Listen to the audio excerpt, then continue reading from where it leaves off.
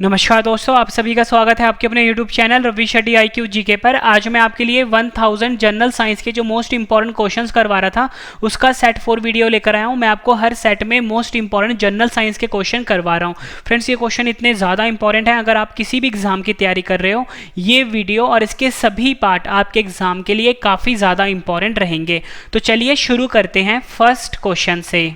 First question है हमारा, रोगाणुनाशक जिसे कि हम एंटीसेप्टिक भी बोलते हैं के रूप में उपयोग किया जाने वाला पदार्थ आइडोफॉर्म का रासायनिक सूत्र क्या होता है? सही आंसर है ऑप्शन डी CHI3। CHI3 को कुछ हम इस तरह से लिखते हैं, ये आइडोफॉर्म का रासायनिक सूत्र होता है जिसका प्रयोग हम रोगाणुनाशक यानी एंटीसेप्टिक के रूप में करते हैं। इंपॉर्टेंट क्वेश्चन रहेगा आपके एग्जाम के लिए, कई बार एग्जाम में पूछा गया क्वेश्चन है। नेक्स्ट क्वेश्चन है हमारा, गुरुत्वीय त्वरण जिसे कि हम छोटे जी से लिखते हैं निम्न में से किस पर निर्भर नहीं करता है? सही आंसर है ऑप्शन सी गिरने वाली वस्तु के द्रव्यमान पर जो गुरुत्वीय त्वरण होता है ये निर्भर नहीं करता है। इंपॉर्टेंट क्वेश्चन रहेगा आपके एग्जाम के लिए। फ्रेंड्स, ये चीज़ मैं आपको समझाता हूँ। सबसे पहले आपको ये पता होना चाहिए कि जो गुरुत्वीय त्वरण होता है जिसको कि हम छोटे जी से लिखते हैं, यहाँ पे मैंने आपको बताया भी है, इसका फॉर्मूला होता है Gm/r²।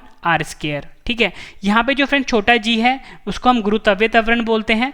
यहाँ पे जो फ्रेंड्स कैपिटल जी है यानी बड़ा जी है इसे हम बोलते हैं गुरुत्वीय स्थिरांक, जिसे कि हम ग्रेविटेशन कांस्टेंट भी बोलते हैं। यहाँ पे फ्रेंड्स m की बात हुई है, m जो है ये पृथ्वी का द्रव्यमान है। यहाँ पे जो r है ये पृथ्वी की त्रिज्या है। ठीक है, ये तो बात हो गई इस फॉर्मूले की। ठीक है, तो यहाँ पे आप फ्रेंड्स देख सकते हो कि ये जो g है ये इस पे डिपेंड कर रहा है, मतलब कैपिटल जी पे डिपेंड कर रहा है, जो मैंने आपको बताया गुरुत्वीय स्थिरांक पे डिपेंड करता है। बड़ा m पे डिपेंड करता है, बड़ा m मैंने आपको बताया पृथ्वी का द्रव्यमान होता है। और ये जो r² है यानी जो r है पृथ्वी की त्रिज्या पे डिपेंड करता है गुरुत्वीय त्वरण। तो यहाँ पे आप ये देख सकते हो कि यहाँ पे छोटे m की बात नहीं हुई है, इसलिए जो गुरुत्वीय त्वरण है वो गिरने वाली वस्तु के द्रव्यमान पर निर्भर नहीं करता है, तभी हमारा आंसर ये हुआ। ठीक है, m पे करता है क्योंकि यहाँ पे m था, यहाँ पे बड़ा g है, यहाँ पे बड़ा g भी है, यहाँ पे r है, यहाँ पे भी r है, यानी इन सभी पे डिपेंड करता है, लेकिन इस पे नहीं करता। ये हमारा आंसर था, ये मैंने आपको फॉर्मूले से समझा दिया। नेक्स्ट क्वेश्चन है हमारा, निम्नलिखित में से किस रंग की तरंग दैर्ध्य को हम वेवलेंथ भी बोलते हैं सबसे कम है? सही आंसर है ऑप्शन डी बैंगनी। बैंगनी कलर को हम वायलेट कलर भी बोलते हैं। इसमें से जो वायलेट कलर है यानी बैंगनी कलर है इसका जो तरंग दैर्ध्य है यानी वेवलेंथ है सबसे कम है। इंपॉर्टेंट क्वेश्चन है आपके एग्जाम के लिए। अगर पूछा जाए कि वेवलेंथ सबसे ज़्यादा किसका इसमें से, तो लाल का वेवलेंथ सबसे ज़्यादा यानी तरंग दैर्ध्य सबसे ज़्यादा है, लेकिन हमसे कम का पूछा गया था तो वो बैंगनी कलर है। ये कंसेप्ट समझाने से पहले फ्रेंड्स आपको मैं समझाता हूं कि आपने कंसेप्ट समझा होगा साइंस में जिसे कि हम बोलते हैं डिस्पर्जन ऑफ लाइट, हिंदी में बोलते हैं प्रकाश का वन विक्षेपण। ठीक है, ये कंसेप्ट आपको समझना पड़ेगा। इस कंसेप्ट में क्या होता है, कभी भी अगर हम सफ़ेद लाइट को प्रिज्म से पास करवाते हैं तो ये सफ़ेद लाइट जो है 7 रंग में टूट जाता है। ये 7 रंग कौन से होते हैं? ये 7 रंग होते हैं विवग्योर, VIBGYOR, ये 7 रंग है। V का मतलब होता है वायलेट जिसे कि हम बैंगनी कलर भी बोलते हैं। फ्रेंड्स, मैंने आपको बताया V का मतलब बैंगनी कलर होता है, I का मतलब होता है इंडिगो, हिंदी में बोलते हैं आसमानी, B का मतलब होता है ब्लू, हिंदी में बोलते हैं नीला, G का मतलब होता है ग्रीन, हिंदी में बोलते हैं हरा, Y का मतलब होता है येलो, हिंदी में बोलते हैं पीला, O का मतलब होता है ऑरेंज, हिंदी में बोलते हैं संतरी रंग, R का मतलब होता है रेड, हिंदी में बोलते हैं लाल रंग। मतलब ये सफ़ेद लाइट जो था जब हमने इसको प्रिज्म से पास करवाया ये 7 रंगों में टूट गया। 7 रंगों का नाम मैंने आपको बता दिया। अब इसमें समझने वाली चीज़ क्या है और क्वेश्चन एग्जाम में क्या पूछा जाता है? फ्रेंड्स, ये जो बैंगनी कलर है आपने हमेशा ध्यान रखना है, इस बैंगनी कलर का जो तरंग दैर्ध्य होगा ये सबसे कम होगा। क्या होगा? सबसे कम होगा। सबसे कम होगा क्या? तरंग दैर्ध्य, जिसे कि हम वेवलेंथ भी बोलते हैं। ठीक है, यही हमारा क्वेश्चन था। अगर पूछे कि सबसे ज़्यादा तरंग दैर्ध्य यानी वेवलेंथ किसका होगा तो फ्रेंड्स वो लाल रंग का होगा, यानी लाल रंग का जो तरंग दैर्ध्य है वो सबसे ज़्यादा है। ठीक है, ये आपने याद रखना है। अगर आपसे पूछे कि इनमें से फ्रीक्वेंसी सबसे ज़्यादा किसकी होगी तो फ्रेंड्स जो फ्रीक्वेंसी यानी आवृत्ति है वो बैंगनी की सबसे ज़्यादा होगी। अगर हम बात करें फ्रीक्वेंसी लाल रंग की यानी आवृत्ति लाल रंग की वो कम होगी। ठीक है, ये आपने ध्यान रखना है। क्वेश्चन में पूछा जाए कि निम्न में से किस रंग की तरंग दैर्ध्य सबसे ज़्यादा है? लाल की तरंग दैर्ध्य सबसे ज़्यादा है। सबसे कम तरंग दैर्ध्य किसकी है? बैंगनी की है, जो हमारे क्वेश्चन का आंसर था। इंपॉर्टेंट रहेगा आपके एग्जाम के लिए। नेक्स्ट क्वेश्चन कर लेते हैं, ये भी एग्जाम में कई बार पूछा गया क्वेश्चन है। 3 प्रतिरोध 5 ओम, 6 ओम और 4 ओम को एक श्रेणी यानी सीरीज में जोड़े जाते हैं तो कुल प्रतिरोध कितना होगा। सबसे पहले फ्रेंड्स आपको पता होना चाहिए कि जो प्रतिरोध शब्द है इसका मतलब होता है रेजिस्टेंस, ठीक है, रेजिस्टेंस होता है। और यहाँ पे जो ओम है, ओम का सिंबल ये होता है। तो क्वेश्चन की भाषा समझते हैं हम। क्वेश्चन कहता है कि हमारे पास 3 प्रतिरोध है यानी 3 रेजिस्टेंस है। एक का जो प्रतिरोध है वो 5 ओम है, दूसरा का 6 ओम है और तीसरे का 4 ओम है। जब इसे हम एक श्रेणी में यानी एक सीरीज में जोड़ते हैं तो कुल प्रतिरोध कितना होगा। तो यहाँ पे मैं आपको फिगर से समझाता हूँ। एक हमारे पास जो प्रतिरोध है, प्रतिरोध का सिंबल ऐसा होता है, ठीक है, वो कितने का है, 5 ओम का है। दूसरा इसने कहा कि कितने का है, 6 ओम का है, मैंने यहाँ पे लिख दिया। तीसरा कितना बोला इसने, 4 ओम बोला, ठीक है। तो कहता है कि जब तीनों का जो नेट होगा, नेट जो प्रतिरोध होगा वो कितना होगा।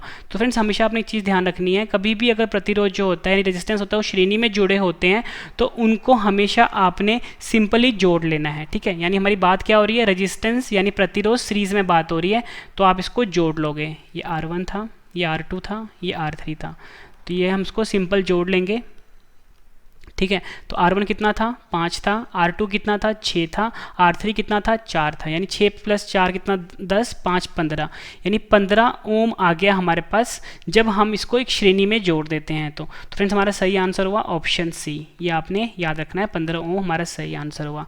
अब नेक्स्ट क्वेश्चन कर लेते हैं। ये क्वेश्चन इसका उल्टा है। क्वेश्चन है हमारे पास 3 प्रतिरोध 9 ओम, 4 ओम और 12 ओम मान के 3 प्रतिरोध समांतर यानी पैरेलल क्रम में जोड़े जाते हैं तो कुल प्रतिरोध कितना होगा। क्वेश्चन की लैंग्वेज समझाता हूँ फ्रेंड्स। ऊपर ना बात हुई थी श्रेणी की यानी सीरीज में जोड़ा गया था, लेकिन अब जोड़ा कैसे गया है, अब जोड़ा गया है समांतर में यानी पैरेलल में। तो मैं आपको फिगर से समझाता हूँ। हम इसे जो जोड़ा गया है फ्रेंड, कुछ इस तरीके से जोड़ा गया है।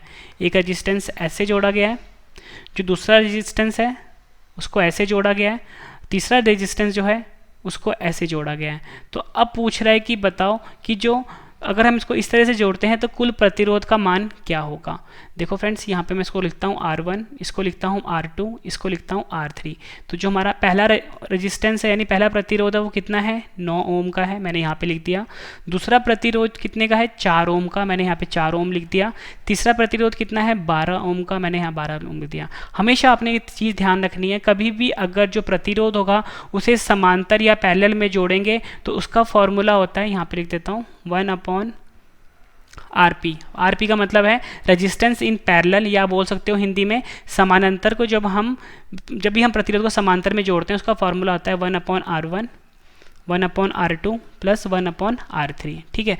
तो यहाँ पे फ्रेंड्स जो R1 की वैल्यू है यहाँ पे 9 ओम है, R2 है 4 ओम और R3 है 12 ओम। यहाँ पे मैं वैल्यू भरता हूँ, तो मैं यहाँ पे सॉल्व करता हूँ। 1/9 + 1/4 + 1/12, ठीक है। इस तीनों का आप एलसीएम लोगे, नीचे वाले का एलसीएम कितना आएगा, 36 आएगा, ठीक है। ऊपर आ जाएगा मेरे पास 4 + 9 + 3। इसको आगे सॉल्व करोगे फ्रेंड्स, ये आएगा मेरे पास 16/36। आगे सॉल्व करते हो फ्रेंड्स, ये मेरे पास आएगा 2.2 ओम। ये मेरा आंसर आ गया, यानी मेरा सही जो आंसर हुआ वो हुआ ऑप्शन ए, 2.2 ओम। कभी भी जो 3 प्रतिरोध होगा, 9 ओम का, 4 ओम का, 12 ओम का, इसको जब मैं समानांतर में जोड़ूंगा तो मेरे पास जो वैल्यू आएगी वो 2.2 ओम आएगी। फ्रेंड्स देखो, ये चीज़ तो मैंने आपको एक बेसिक समझाया। एग्जाम में आपको 9 की जगह कुछ और भी लिख के दे सकते हैं, 4 की जगह कुछ और भी लिख के दे सकते हैं, 12 की जगह कुछ और भी लिख सकते हैं, लेकिन आपको बस इतना समझना है, कभी भी अगर आपसे प्रतिरोध व समानांतर का पूछे तो आप ये वाला फॉर्मूला लगाओगे, 1/RP = 1/R1 + 1/R2 + 1/R3। और अगर पूछे वो सीरीज में, ठीक है, यानी कि श्रेणी में पूछे तो आप सिंपल इसको जोड़ दोगे जो भी आपके पास प्रतिरोध दिया होगा, ठीक है। उम्मीद करता हूँ फ्रेंड्स आपको ये कंसेप्ट बहुत अच्छे से समझ में आ गया होगा। नेक्स्ट क्वेश्चन कर लेते हैं। एक ध्वनि तरंग जब किसी माध्यम से होकर गुजरती है तो इसमें क्या अपरिवर्तित रहता है। सही आंसर है इसका ऑप्शन ए, आवृत्ति। आवृत्ति को हम बोलते हैं हिंदी में फ्रीक्वेंसी, ठीक है। क्या बोलते हैं, फ्रीक्वेंसी बोलते हैं। कभी भी कोई जो ध्वनि तरंग होता है फ्रेंड्स, किसी एक माध्यम से दूसरे माध्यम में जाता है तो उसका जो आवृत्ति होता है यानी फ्रीक्वेंसी होता है वो अपरिवर्तित रहता है, मतलब वो बदलता नहीं है। बदलता क्या क्या है, उसकी गति बदल जाती है, उसकी तरंग दैर्घ्य बदल जाती है, आयाम बदल जाता है, लेकिन आवृत्ति बदलती नहीं है। यही हमारा क्वेश्चन था, ठीक है, इंपॉर्टेंट रहेगा आपके एग्जाम के लिए। नेक्स्ट क्वेश्चन कर लेते हैं। नेक्स्ट क्वेश्चन है हमारा आवृत्ति जिसे कि हम फ्रीक्वेंसी भी बोलते हैं और कालावधि जिसे कि हम टाइम पीरियड भी बोलते हैं में क्या संबंध होता है। मोस्ट इंपॉर्टेंट क्वेश्चन है, एग्जाम में कई बार पूछा गया है। तो फ्रेंड्स सही आंसर इसका option A T is equal to 1/μ। मैं आपको अच्छे से समझाता हूँ। सबसे पहले फ्रेंड्स यहाँ पे बात हुई है आवृत्ति की, जिसे कि हम फ्रीक्वेंसी भी बोलते हैं। इसका जो फ्रेंड्स सिंबल होता है ना, वो होता है म्यू। ठीक है, ये क्या लिखा है मैंने, सिंबल लिखा है फ्रीक्वेंसी का यानी आवृत्ति का, इसे हम बोलते हैं म्यू। क्या बोलते हैं, म्यू। यहाँ पे मैं लिख देता हूँ, म्यू बोलते हैं। और कालावधि जिसे कि हम टाइम पीरियड भी बोलते हैं, इसका सिंबल होता है टी। तो हमसे पूछा गया है बताओ ये जो टी है और ये जो म्यू है इसमें क्या संबंध होगा। तो हमारा सही आंसर क्या हुआ, जो टी होता है ये बराबर होता है 1/μ के। ठीक है, और हमारा सही आंसर क्या था, टी इज इक्वल टू 1/μ। ठीक है, आप ऐसे लिख लो सिंबल की फॉर्म में, या आप लिख लो टी इज इक्वल टू 1/μ। बस आपने हमेशा एक चीज़ ध्यान रखनी है कि जो कलाविधि होता है ये बराबर किसके होगा, 1/आवृत्ति के। मैंने यहाँ पे लिख दिया, इंपॉर्टेंट है। ठीक है, दूसरी तरीके से भी लिख देता हूँ मैं आपको। दूसरी तरीके से हम लिखेंगे कलावधि। ठीक है, कलावधि ये बराबर किसके होगा, 1/आवृत्ति के। ठीक है, 1/आवृत्ति के। और आवृत्ति का मैंने आपको सिंबल बताया, ये होता है, और कलावधि का सिंबल कुछ इस तरह से होता है। ये आपने याद रखना है, इंपॉर्टेंट है, एग्जाम में पूछे गए क्वेश्चन है। फ्रेंड्स आपको क्वेश्चन का लेवल देख के पता लग गया होगा कि सभी क्वेश्चन जो मैं आपके लेकर आया हूँ एक अच्छे लेवल के क्वेश्चन लेके आया हूँ जो एग्जाम में पूछे जाते हैं। और मैं आपको बता देता हूँ फ्रेंड्स, इस वीडियो में आपको मोस्ट इंपॉर्टेंट 26 क्वेश्चन करवाने वाला हूँ। जब आपके 26 क्वेश्चन कंप्लीट हो जाएंगे, सभी क्वेश्चन एक बार फिर से रिविजन भी करवा दूंगा, ताकि फ्रेंड्स आपको सभी के सभी क्वेश्चन इसी वीडियो में अच्छे से समझ में आ जाएँ और याद भी हो जाए। लास्ट में मैंने आपके लिए इन सभी क्वेश्चन का टेस्ट रखा है। मैं आपको इतनी शॉर्ट देता हूँ फ्रेंड्स, पूरा वीडियो देखने के बाद एक एक क्वेश्चन आपको इसी वीडियो में हमेशा के लिए याद होने वाले हैं। नेक्स्ट क्वेश्चन है हमारा, आवर्त सारणी में किस ब्लॉक के तत्वों को संक्रमण तत्व यानी ट्रांजिशन एलिमेंट के नाम से भी जाना जाता है। ये क्वेश्चन भी एग्जाम में कई बार पूछा गया है। सही आंसर है option C, D block. D block के जो तत्व होते हैं इनको संक्रमण तत्व यानी ट्रांजिशन एलिमेंट के नाम से भी जाना जाता है। फ्रेंड्स यहाँ पे बात हुई है आवर्त सारणी, इसे हम पीरियोडिक टेबल भी बोलते हैं। क्या बोलते हैं, पीरियोडिक टेबल भी बोलते हैं। और फ्रेंड्स आपसे एग्जाम में ये पूछा जाता है कि जो हमारा आधुनिक आवर्त सारणी है उसमें कितने पीरियड यानी कितने आवर्त हैं। तो आपका आंसर होगा आधुनिक आवर्त सारणी में 7 पीरियड हैं, या बोल सकते हो 7 आवर्त हैं। आपसे पूछा जाता है कि आधुनिक आवर्त सारणी में कितने समूह हैं यानी कितने ग्रुप हैं। तो आपका आंसर होगा 18 ग्रुप हैं। इंपॉर्टेंट क्वेश्चन रहेगा आपके एग्जाम के लिए। नेक्स्ट क्वेश्चन कर लेते हैं, निम्न में से किस ग्रह के वातावरण में अधिकांश तौर पर कार्बन डाइऑक्साइड पाया जाता है। सही आंसर है ऑप्शन ए, शुक्र ग्रह। शुक्र ग्रह को हम वीनस प्लैनेट भी बोलते हैं, वीनस भी बोलते हैं। और फ्रेंड्स इसका जो वातावरण है इसमें अधिकांश तौर पर जो है कार्बन डाइऑक्साइड पाया जाता है। कार्बन डाइऑक्साइड का फॉर्मूला CO2 होता है। फ्रेंड्स आपसे ना एग्जाम में क्वेश्चन पूछा जाता है कि जो हमारा सौर मंडल है उसका सबसे गर्म ग्रह कौन सा है। तो आपका आंसर होगा शुक्र ग्रह जो है ये हमारे सौर मंडल का सबसे गर्म ग्रह है। अब आपके दिमाग में एक चीज़ आ रही होगी, फ्रेंड देखो ये है सूर्य। ठीक है, सूर्य के सबसे पास कौन सा ग्रह है, बुध ग्रह है। कौन सा ग्रह है, बुध ग्रह, जिसे कि हम मरकरी भी बोलते हैं। इसके बाद आता है फ्रेंड्स वीनस, जिसे कि हम बोलते हैं शुक्र ग्रह। इसके बाद आता है हमारा अर्थ। ठीक है, यहाँ पे आता है शुक्र ग्रह दूसरे नंबर पे, फिर आता है हमारा पृथ्वी। तो आप बोलोगे कि जो बुध ग्रह है ये सूर्य के सबसे नज़दीक है, लेकिन बुध ग्रह जो है सबसे गर्म ग्रह होना चाहिए। लेकिन फिर जो सही आंसर है इसका वो है शुक्र ग्रह सबसे गर्म ग्रह है। सबसे गर्म ग्रह शुक्र इसलिए है फ्रेंड्स, इसके वातावरण में अधिकांश तौर पर कार्बन डाइऑक्साइड है, इसी कारण से ये सबसे गर्म ग्रह कहलाता है। ठीक है, ये आपने याद रखना है, इंपॉर्टेंट है। नेक्स्ट क्वेश्चन है हमारा, अल्फा, बीटा तथा गामा की वेधन शक्तियां अपने अवरोही क्रम में किस प्रकार होगी। सही आंसर है इसका ऑप्शन ए, जो गामा होता है इसका जो वेधन शक्ति सबसे ज़्यादा होता है, फिर बीटा का आता है, फिर आता है अल्फा का। तो मैंने लिख दिया गामा का सबसे ज़्यादा, फिर बीटा का, फिर अल्फा का। यानी सही आंसर क्या हुआ हमारा ऑप्शन ए। फ्रेंड्स यहाँ पे ना बात हुई है अल्फा की। अल्फा का सिंबल इस प्रकार का होता है, बीटा का सिंबल इस प्रकार का होता है, गामा का सिंबल इस प्रकार का होता है। ठीक है, और हमसे पूछा गया था बताओ इन तीनों में जो वेधन शक्तियाँ हैं सबसे ज़्यादा किसका होगा। तो आपका आंसर होगा सबसे ज़्यादा किसका होगा, गामा का होगा। मैंने सबसे आगे लिखा यहाँ पे। ठीक है, फिर दूसरे नंबर पर आता है बीटा का, फिर तीसरे नंबर पे आता है अल्फा का। ठीक है फ्रेंड्स, सिंबल की फॉर्म में मैंने ऐसे लिख दिया है। ठीक है, बात बराबर है, अगर लिखना है तो ऐसे लिख सकते हो आप। ठीक है फ्रेंड्स, ये एग्जाम में पूछा गया क्वेश्चन है। नेक्स्ट क्वेश्चन कर लेते हैं, मनुष्य की खोपड़ी में कितनी हड्डियां होती हैं? सही आंसर है ऑप्शन ए 22। मनुष्य की जो खोपड़ी होती है यानी मनुष्य का जो स्कल होता है इसमें कुल मिला के 22 हड्डियां होती हैं। सबसे पहले फ्रेंड्स आपको ये पता होना चाहिए कि जो मनुष्य का शरीर होता है इसमें कुल मिला के 206 हड्डी होती है। आपसे एग्जाम में पूछा जाता है कि जो नवजात शिशु होता है उसमें कितनी हड्डियाँ होती हैं, उसमें फ्रेंड 280 से लेकर 300 हड्डियाँ होती हैं। ठीक है, ये तो क्वेश्चन बन गया।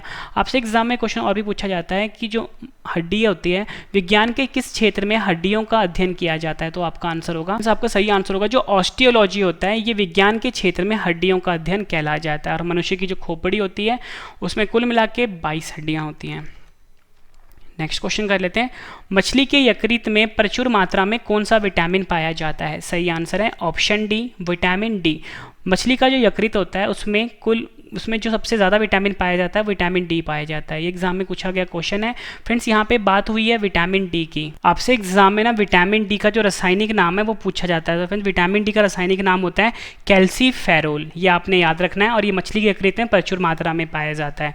फ्रेंड्स जो बाकी विटामिन हैं उनका भी हम एक बार रासायनिक नाम याद कर लेते हैं। जो विटामिन ए होता है फ्रेंड्स इसका रासायनिक नाम होता है रेटिनोल। ठीक है, ये आपने याद रखना है। विटामिन बी यानी विटामिन B1 जो होता है इसका रासायनिक नाम होता है थायमीन। विटामिन सी का रासायनिक नाम पूछा जाता है एस्कॉर्बिक अम्ल होता है विटामिन सी का रासायनिक नाम।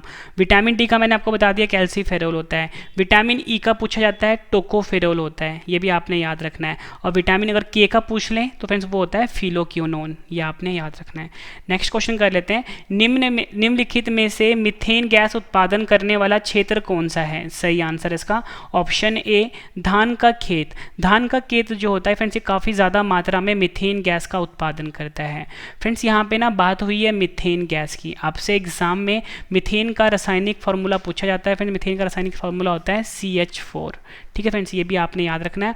और आपसे फ्रेंड्स एग्जाम में पूछा जाता है कि किस गैस को मार्श गैस भी बोलते हैं, तो आपका आंसर होगा जो मीथेन गैस है इसे मार्श गैस भी कहते हैं। नेक्स्ट क्वेश्चन कर लेते हैं, पॉलीथीन किससे बनता है? सही आंसर इसका ऑप्शन सी उपयुक्त दोनों। कभी कभी आपको ऑप्शन में एथिलीन भी दे सकते हैं, कभी कभी आपको इथीन भी दे सकते हैं।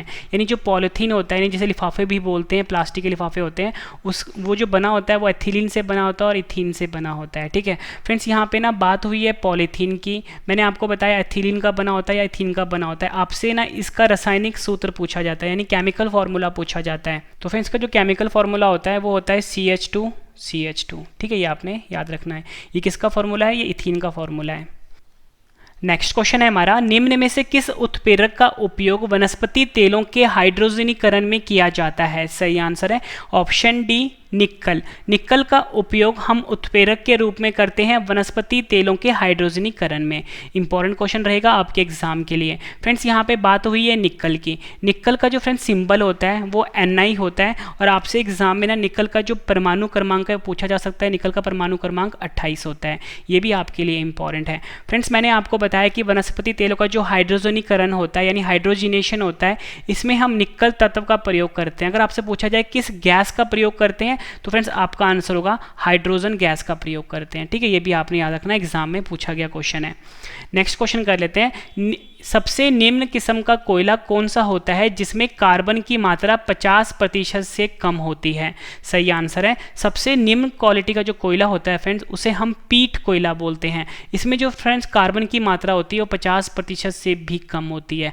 और अगर आपसे एग्जाम में ये पूछा जाए फ्रेंड्स सबसे उच्चतम क्वालिटी का कोयला कौन सा होता है, सबसे उच्चतम क्वालिटी का जो कोयला होता है उसे हम एंथ्रासाइट बोलते हैं। इसमें जो फ्रेंड्स कोयले की जो यानी कार्बन की जो मात्रा होती है फ्रेंड्स वो 95% तक होती है। ठीक है, दूसरे नंबर पे आता है फ्रेंड्स बिटुमेंस कोयला, तीसरे नंबर पे आता है लिग्नाइट कोयला और आखिरी में आता है पीट कोयला। ये आपने याद रखना है, इंपॉर्टेंट क्वेश्चन है।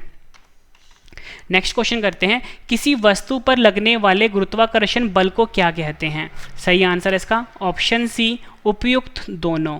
किसी वस्तु पर लगने वाला जो गुरुत्वाकर्षण बल होता है फ्रेंड्स उसे हम भार भी बोलते हैं, वजन भी बोलते हैं। मैंने दोनों आपके लिए फ्रेंड्स इसलिए लिख दिया क्योंकि फ्रेंड्स दोनों बार एग्जाम में पूछा गया क्वेश्चन है और ऑप्शन में अलग अलग दे रखा था, इसलिए आपको कन्फ्यूजन ना हो फ्रेंड्स, इसलिए मैंने भार भी लिख दिया, वजन भी लिख दिया। दोनों एक ही चीज़ है और किसी वस्तु पर जो गुरुत्वाकर्षण बल लगता है उसे हम भार या वजन कहते हैं। फ्रेंड्स इसके बाद जो मैं आपको सभी क्वेश्चन रिविजन करवाने वाला हूँ वो आपके लिए काफ़ी ज़्यादा इंपॉर्टेंट है। और फ्रेंड्स मेरी एक छोटी सी आपसे एक रिक्वेस्ट है, मेरा एक ना एक ब्लॉगिंग चैनल लॉन्च हो गया हुआ है रवि XYZ ब्लॉग्स। इसे फ्रेंड्स प्लीज़ आप सब्सक्राइब जरूर करिए और शेयर भी ज़रूर करिए, रवि XYZ ब्लॉग्स। और मेरा करंट अफेयर का चैनल भी लॉन्च हो चुका है, डेली 4 बजे सुबह वीडियो आती है। चैनल का नाम है रवि स्टडी IQ GK 2.0। इसे भी फ्रेंड्स आप सब्सक्राइब कर लीजिए। नेक्स्ट क्वेश्चन है हमारा, ध्वनि का प्रसार सबसे अधिकतम किस में होता है? सही आंसर है इसका ऑप्शन ए, ठोस में। ध्वनि का जो प्रसार होता है वो सबसे अधिकतम किस में होता है? ठोस में होता है। ठोस को हम क्या बोलते हैं? सॉलिड भी बोलते हैं। एग्जाम्पल देता हूँ मैं आपके लिए। फ्रेंड देखो, कभी भी जब ट्रेन होती है ना, ट्रेन आप सभी को पता है किस पे चलती है? पटरी पे चलती है। पटरी क्या होता है? एक तरह का सॉलिड है, यानी ठोस है।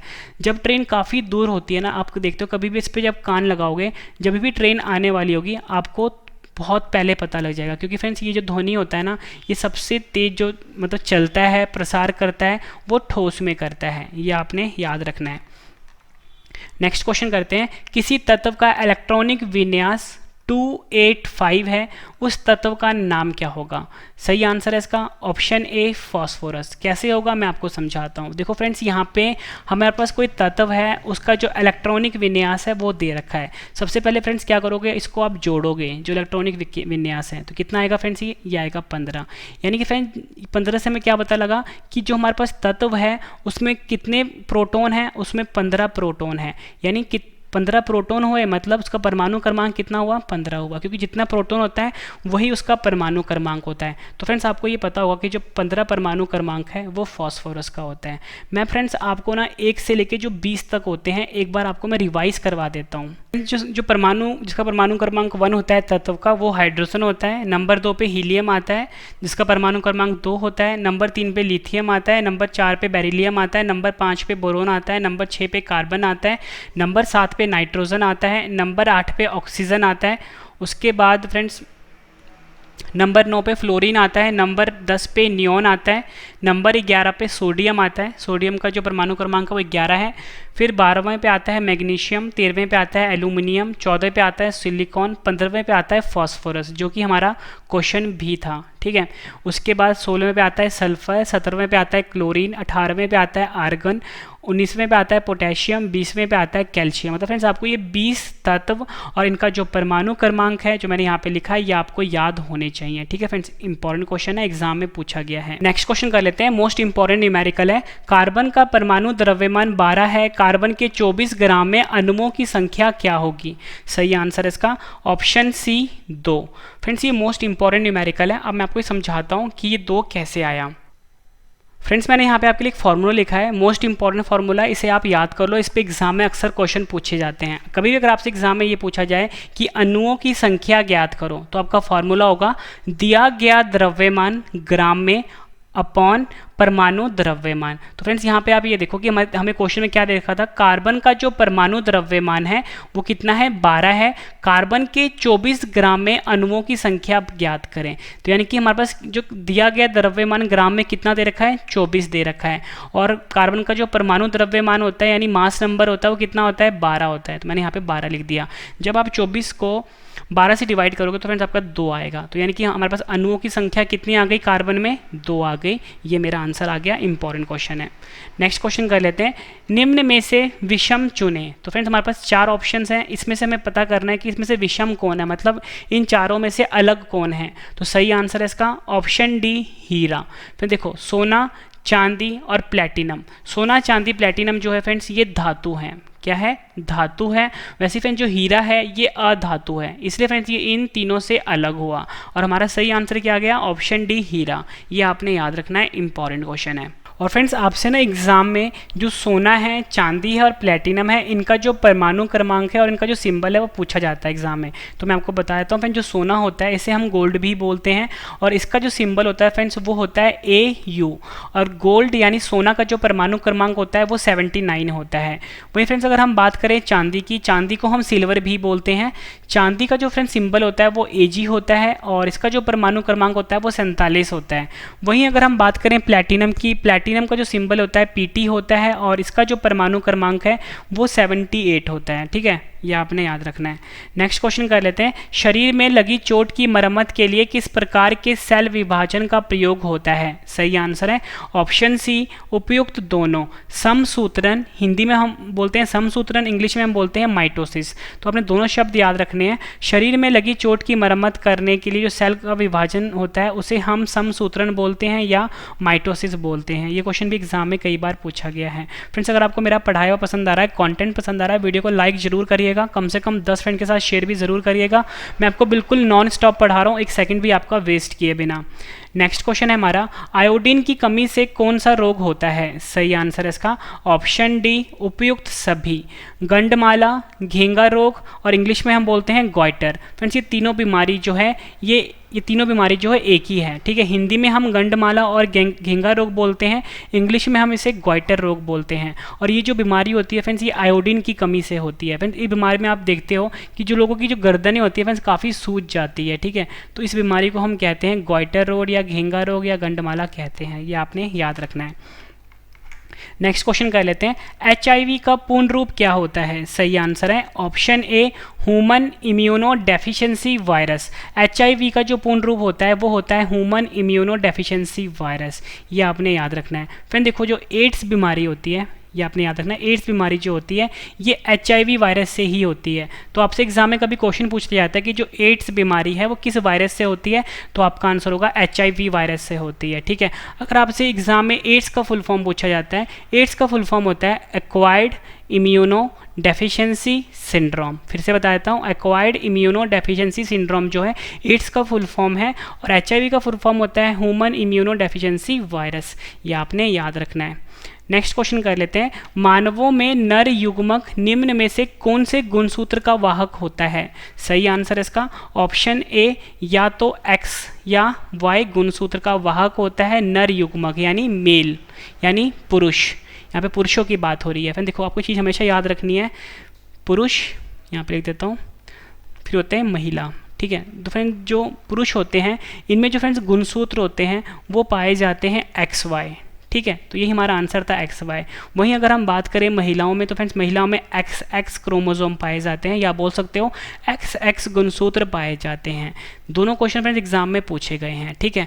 और फ्रेंड्स अगर आपसे एग्जाम में पूछा जाए कि जो बच्चा पैदा होता है उसका जो लिंग का निर्धारण होता है, मतलब जो बच्चा लड़का पैदा होगा या लड़की पैदा होगी वो किसके गुणसूत्र से मतलब डिसाइड होता है, तो फ्रेंड्स आपका आंसर होगा पुरुष के गुणसूत्र से डिसाइड होता है कि लड़का पैदा होगा या लड़की पैदा होगी, ठीक है। इसमें महिला का कोई रोल नहीं होता, ठीक है, ये आपने समझना है, ठीक है।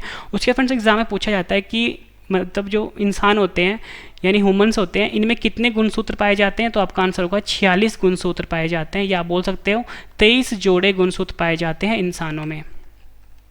आखिरी क्वेश्चन कर रहे हैं इस वीडियो का, परमाणु बम का आविष्कार किस वैज्ञानिक ने किया था? सही आंसर इसका ऑप्शन डी, ऑटो हान। ऑटो हान नाम के जो वैज्ञानिक थे इन्होंने परमाणु बम की खोज करी थी। परमाणु बम को हम एटम बम भी बोलते हैं, क्या बोलते हैं? एटम बम भी बोलते हैं। आपसे एग्जाम में पूछा जाता है कि जो परमाणु बम है इसको और किस नाम से जाना जाता है, तो फ्रेंड्स परमाणु बम को हम चेन रिएक्शन के नाम से भी जानते हैं। किस नाम से? चेन रिएक्शन के नाम से। आपसे एग्जाम में पूछा जाता है कि जो परमाणु बम है यानी जो एटम बम है ये किस सिद्धांत पे कार्य करता है, तो फ्रेंड्स आपका आंसर होगा जो परमाणु बम है जिसे कि हम एटम बम भी बोलते हैं, ये न्यूक्लियर, हिंदी में भी बताऊँगा मैं आपको, न्यूक्लियर फिजन या हिंदी में आप बोल सकते हो नाभिकीय विखंडन सिद्धांत पे कार्य करता है परमाणु बम। ये आपने याद रखना है, मोस्ट इंपॉर्टेंट क्वेश्चन है। फ्रेंड्स मैंने आपको ये 26 क्वेश्चन करवाए, उम्मीद करता हूँ फ्रेंड्स आपको सभी क्वेश्चन अच्छे से समझ में आ गए होंगे। अब इस वीडियो का सबसे बेहतरीन पार्ट है इन सभी क्वेश्चन का रिवीजन, मतलब जितने भी क्वेश्चन मैंने आपको भी करवाए हैं फटाफट से सभी क्वेश्चन रिवीजन करवा देता हूँ, ताकि फ्रेंड्स आपको सभी के सभी क्वेश्चन इसी वीडियो में अच्छे से समझ में आ जाएँ और याद भी हो जाएँ। और उसके बाद फ्रेंड्स मैंने आपके लिए इन सभी क्वेश्चन का टेस्ट रखा है जिसका आंसर आपने कमेंट करके देना है। फ्रेंड्स मेरा एक स्पेशल व्हाट्सएप ग्रुप भी है 7814339999, इसे भी आप ज्वाइन कर लीजिए। तो चलिए फ्रेंड्स स्टार्ट करते हैं फर्स्ट क्वेश्चन से। फर्स्ट क्वेश्चन है हमारा, रोगाणुनाशक के रूप में उपयोग किया जाने वाला पदार्थ आइडोफॉर्म का रासायनिक सूत्र क्या होता है? सही आंसर है CH3। नेक्स्ट क्वेश्चन करते हैं रिवीजन का। गुरुत्वीय त्वरण जिसे कि हम छोटे जी से लिखते हैं निम्न में से किस पर निर्भर नहीं करता है? सही आंसर है गिरने वाली वस्तुओं के द्रव्यमान पर। फ्रेंड्स ये क्वेश्चन जितने भी है मैं आपको डिटेल में ऊपर पढ़ा चुका हूँ, बस ये क्वेश्चंस का रिवीजन है। नेक्स्ट क्वेश्चन, निम्नलिखित में से किस रंग की तरंग दैर्ध्य जिसे कि वेवलेंथ भी बोलते हैं सबसे कम है? सही आंसर है बैंगनी। नेक्स्ट क्वेश्चन, 3 प्रतिरोध, पहला है 5 ओम, दूसरा है 6 ओम, तीसरा है 4 ओम को एक श्रेणी यानी सीरीज में जोड़ा जाता है तो कुल प्रतिरोध कितना होगा? आंसर है 15 ओम होगा। नेक्स्ट क्वेश्चन, 3 प्रतिरोध 9 ओम, 4 ओम, 12 ओम मान के 3 प्रतिरोध समांतर क्रम में जोड़े जाते हैं तो कुल प्रतिरोध कितना होगा? आंसर है 2.2 ओम होगा। नेक्स्ट क्वेश्चन, एक ध्वनि तरंग जब किसी माध्यम से होकर गुजरती है तो इसमें क्या अपरिवर्तित रहता है? आंसर है इसकी आवृत्ति यानी फ्रीक्वेंसी। नेक्स्ट क्वेश्चन है हमारा, आवृत्ति जिसे कि फ्रीक्वेंसी भी बोलते हैं और कालावधि यानी टाइम पीरियड में क्या संबंध होता है? मोस्ट इंपॉर्टेंट क्वेश्चन है। सही आंसर है जो टाइम पीरियड होता है यानी कालावधि होता है ये बराबर होता है 1/μ के यानी 1/ फ्रीक्वेंसी के। नेक्स्ट क्वेश्चन, आवर्त सारणी में किस ब्लॉक के तत्वों को संक्रमण तत्व यानी ट्रांजिशन एलिमेंट के नाम से भी जाना जाता है? आंसर है डी ब्लॉक। नेक्स्ट क्वेश्चन, निम्न में से किस ग्रह के वातावरण में अधिकांश तौर पर कार्बन डाइऑक्साइड पाया जाता है? आंसर है शुक्र ग्रह। नेक्स्ट क्वेश्चन, अल्फा, बीटा और गामा की वेधन शक्तियां अपने अवरोही क्रम में किस प्रकार होगी? सही आंसर है जो सबसे पहले मैं आपको बता दूं फ्रेंड, जो अल्फा होता है उसको हम इस तरह से लिखते हैं, बीटा को हम इस तरीके से लिखते हैं और गामा को हम इस तरीके से लिखते हैं। ठीक है, तो हमारा जो सही आंसर हुआ सबसे ज़्यादा जो होगा फ्रेंड्स वो गामा का होगा, फिर आएगा बीटा, ठीक है, फिर आएगा हमारा अल्फ़ा। ठीक है, यानी कि जो अवरोही क्रम होगा वो सबसे ज़्यादा किसका है? गामा का है, फिर बीटा का है, फिर अल्फ़ा का है। यही मैंने यहाँ पे लिखा है, गामा फिर बीटा फिर अल्फ़ा। नेक्स्ट क्वेश्चन करते हैं, मनुष्य की खोपड़ी यानी स्कल में कितनी हड्डियाँ होती हैं? सही आंसर है मनुष्य की खोपड़ी यानी स्कल में कुल मिला के 22 हड्डियाँ होती हैं। नेक्स्ट क्वेश्चन है हमारा रिवीजन का, मछली के यकृत में प्रचुर मात्रा में कौन सा विटामिन पाया जाता है? सही आंसर है विटामिन डी। मछली का जो यकृत होता है उसमें प्रचुर मात्रा में विटामिन डी पाया जाता है, यह आपने याद रखना है। नेक्स्ट क्वेश्चन कर लेते हैं, निम्न में से मीथेन गैस उत्पादन करने वाला क्षेत्र कौन सा है? आंसर है जो धान का खेत होता है वो मीथेन गैस बहुत ज़्यादा उत्पादन करता है। नेक्स्ट क्वेश्चन कर लेते हैं, पॉलीथीन किससे बनता है? सही आंसर है एथिलीन और इथीन से। पॉलीथीन जो होता है ये एथिलीन और इथीन से बनता है। फ्रेंड्स के बाद मैंने आपके लिए इन सभी क्वेश्चन का टेस्ट रखा है, मतलब 26 के 26 क्वेश्चन का टेस्ट है, वो टेस्ट जरूर अटैम्प्ट करना है और अपना आंसर आपने कमेंट करके देना है। नेक्स्ट क्वेश्चन कर लेते हैं, निम्न में से किस उत्प्रेरक का उपयोग वनस्पति तेलों के हाइड्रोजनीकरण में किया जाता है? आंसर है निकल। नेक्स्ट क्वेश्चन, सबसे निम्न किस्म का कोयला कौन सा होता है जिसमें कार्बन की मात्रा 50% से कम होती है? आंसर है पीट कोयला। किस वस्तु पर लगने वाला गुरुत्वाकर्षण बल को क्या कहते हैं? आंसर है भार कहते हैं या वजन भी कह सकते हैं। ध्वनि का प्रसार सबसे अधिकतम किस में होता है? आंसर है ठोस में ध्वनि का जो प्रसार होता है वो सबसे अधिकतम होता है। नेक्स्ट क्वेश्चन, किसी तत्व का इलेक्ट्रॉनिक विन्यास 285 है तो उस तत्व का नाम क्या होगा? तो सही आंसर है फास्फोरस। नेक्स्ट क्वेश्चन करते हैं रिवीजन का, कार्बन का परमाणु द्रव्यमान 12 है, कार्बन के 24 ग्राम में अणुओं की संख्या क्या होगी? आंसर है 2। नेक्स्ट क्वेश्चन कर लेते हैं रिवीजन का, निम्न में से विषम चुने। हीरा। फ्रेंड्स ये सभी क्वेश्चन जो ऊपर करवा चुका हूँ उनका रिवीजन है फटाफट से, ठीक है। शरीर में लगी चोट की मरम्मत के लिए किस प्रकार के सेल विभाजन का प्रयोग होता है? आंसर है समसूत्रण, इसे हम माइटोसिस भी बोलते हैं, ठीक है। दोनों आपने याद रखना है, समसूत्रण को ही इंग्लिश में हम माइटोसिस बोलते हैं। नेक्स्ट क्वेश्चन, आयोडीन की कमी से कौन सा रोग होता है? सही आंसर है गंडमाला, या बोल सकते हो घेंगा रोग, या बोल सकते हो ग्वाइटर, तीनों एक ही बीमारी का नाम है। नेक्स्ट क्वेश्चन कर लेते हैं, HIV का पूर्ण रूप क्या होता है? सही आंसर है human immuno deficiency virus. Next question, मानवों में नर युग्मक निम्न में से कौन से गुणसूत्र का वाहक होता है? आंसर है या तो X या Y गुणसूत्र। आखिरी क्वेश्चन कर रहे हैं हम रिवीजन का। परमाणु बम का आविष्कार किस वैज्ञानिक ने किया था? आंसर है ऑटो हान नाम का जो वैज्ञानिक था, इसने परमाणु बम का आविष्कार किया था। फ्रेंड्स, मैंने आपको ये 26 क्वेश्चन करवाए, उसके बाद 26 क्वेश्चन का रिवीजन भी करवा दिया। उम्मीद करता हूँ फ्रेंड्स आपको सभी क्वेश्चन अच्छे से समझ में आ गए होंगे और याद भी हो गए होंगे। ये सबसे बेहतरीन तरीका था फ्रेंड्स पढ़ने का, पहले आप पढ़ लो, उसके बाद सभी क्वेश्चन का रिवीजन कर लो और उसके बाद सभी क्वेश्चन का टेस्ट दे दो। तो फ्रेंड्स अब सभी क्वेश्चन का टेस्ट है, अपना आंसर आपने कमेंट करके देना है। और वीडियो कैसी लगी फ्रेंड्स आपने ये भी ज़रूर बताना है। आप मेरे स्पेशल व्हाट्सएप ग्रुप 78143399 से भी जुड़ सकते हो, 9999 से। स्पेशल वेबसाइट भी है, अगर कुछ भी आपको PDF की फॉर्म में चाहिए तो www.ravistudiiqgk.com है, ठीक है, ये आपने गूगल पे सर्च करना है। और मेरा फ्रेंड्स नया चैनल भी आ गया है, रवि स्टडी IQ GK 2.0 और रवि XYZ ब्लॉग्स। फ्रेंड इससे भी आप प्लीज़ ज़रूर सब्सक्राइब कर लीजिए। ये करंट अफेयर का चैनल है और ये मेरा लाइव चैनल है, ठीक है। टेलीग्राम, फेसबुक, इंस्टाग्राम पे फॉलो कर सकते हो, रवि स्टडी IQ GK के नाम से है। तो चलिए फ्रेंड्स स्टार्ट करते हैं टेस्ट के लिए आपको all the best. First question है हमारा, रोगाणुनाशक जिसे कि हम एंटीसेप्टिक भी बोलते हैं के रूप में उपयोग किया जाने वाला पदार्थ आइडोफॉर्म का रासायनिक सूत्र क्या होता है? 4 ऑप्शंस हैं आपकी स्क्रीन के ऊपर, आंसर आपने कमेंट करके बताना है। नेक्स्ट क्वेश्चन करते हैं टेस्ट का, गुरुत्वीय त्वरण जिसे कि हम छोटे g से लिखते हैं, निम्न में से किस पर निर्भर नहीं करता है? फ्रेंड्स अगर आपको ज़्यादा टाइम चाहिए आप वीडियो को पॉज करके टाइम ले सकते हो। नेक्स्ट क्वेश्चन करते हैं, निम्न में से किस रंग की तरंग दैर्ध्य सबसे कम है?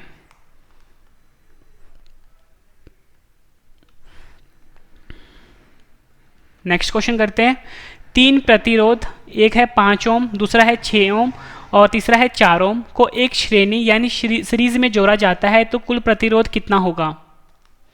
आंसर आपने कमेंट करके बताना है। नेक्स्ट क्वेश्चन, 3 प्रतिरोध 9 ओम, 4 ओम और 12 ओम मान के 3 प्रतिरोध समानांतर क्रम में जोड़े जाते हैं तो कुल प्रतिरोध कितना होगा? आंसर आपने कमेंट करके बताना है। नेक्स्ट क्वेश्चन करते हैं टेस्ट का, एक ध्वनि तरंग जब किसी माध्यम से होकर गुजरती है तो इसमें क्या अपरिवर्तित रहता है? आंसर आपने कमेंट करके बताना है। नेक्स्ट क्वेश्चन, आवृत्ति जिसे कि हम फ्रीक्वेंसी भी बोलते हैं और कालावधि जिसे कि हम टाइम पीरियड भी बोलते हैं में क्या संबंध होता है? 4 ऑप्शंस हैं आपके पास, दूसरा ऑप्शन आपके पास ये है,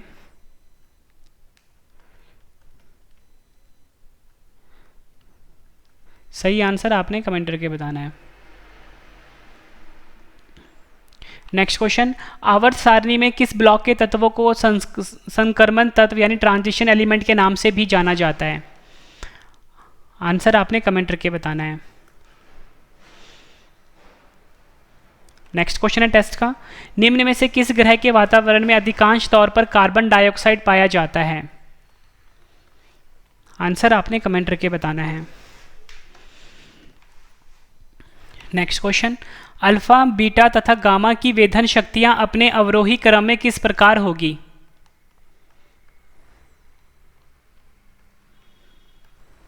चार ऑप्शंस हैं आपके पास। नेक्स्ट क्वेश्चन है टेस्ट का, मनुष्य की खोपड़ी में कितनी हड्डियां होती हैं? 4 ऑप्शंस हैं आपके पास। नेक्स्ट क्वेश्चन करते हैं टेस्ट का, मछली के यकृत में प्रचुर मात्रा में कौन सा विटामिन पाया जाता है?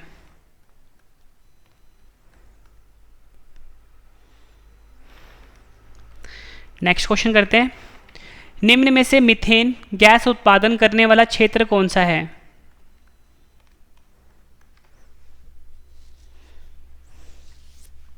नेक्स्ट क्वेश्चन, पॉलीथीन किससे बनता है? आंसर आपने कमेंट करके बताना है। नेक्स्ट क्वेश्चन करते हैं टेस्ट का, निम्न में से किस उत्प्रेरक का उपयोग वनस्पति तेलों के हाइड्रोजनीकरण में किया जाता है? आंसर आपने कमेंट करके बताना है। नेक्स्ट क्वेश्चन करते हैं टेस्ट का, सबसे निम्न किस्म का कोयला कौन सा होता है जिसमें कार्बन की मात्रा 50% से कम होती है?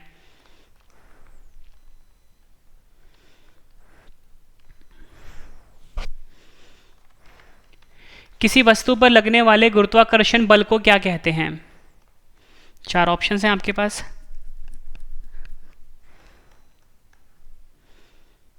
नेक्स्ट क्वेश्चन करते हैं हम। ध्वनि का प्रसार सबसे अधिकतम किसमें होता है? 4 ऑप्शन हैं आपके पास। नेक्स्ट क्वेश्चन करते हैं टेस्ट का। किसी तत्व का इलेक्ट्रॉनिक विन्यास 2, 8, 5 है, उस तत्व का नाम क्या है?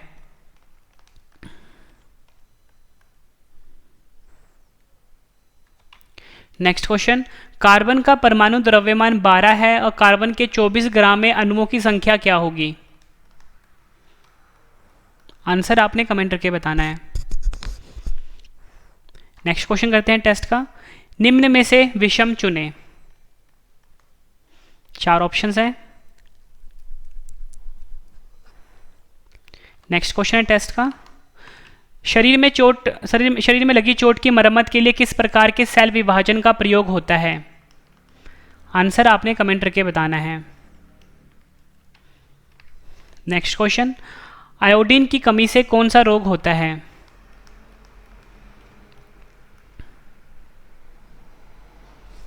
नेक्स्ट क्वेश्चन है टेस्ट का। HIV का पूर्ण रूप क्या होता है? ज़्यादा टाइम चाहिए फ्रेंड्स आपको, वीडियो को आप पॉज करके टाइम ले सकते हो। नेक्स्ट क्वेश्चन टेस्ट का। मानवों में नर युग्मक निम्न में से कौन से गुणसूत्र का वाहक होता है? 4 ऑप्शंस हैं आपकी स्क्रीन के ऊपर। आखिरी क्वेश्चन कर रहे हैं हम टेस्ट का। परमाणु बम का आविष्कार किस वैज्ञानिक ने किया था?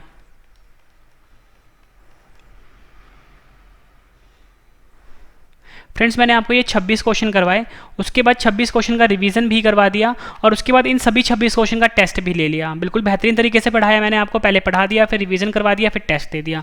अब फ्रेंड्स वीडियो कंप्लीट हो चुकी है। फ्रेंड्स अगर आपको वीडियो पसंद आई है, फ्रेंड्स मेरा पढ़ाया हुआ कंटेंट पसंद आया है, क्वेश्चन पसंद आए हैं, फ्रेंड्स वीडियो को लाइक जरूर करिएगा, कम से कम 10 फ्रेंड के साथ शेयर भी जरूर करिएगा। छोटी सी इन्फॉर्मेशन दे देता हूँ फ्रेंड्स, मेरा एक नया चैनल लॉन्च हो चुका है, ठीक है। डेली करंट अफेयर की वीडियो आती है सुबह 4 बजे, ठीक है। बहुत ही डिटेल वाला PDF भी दिया जाता है।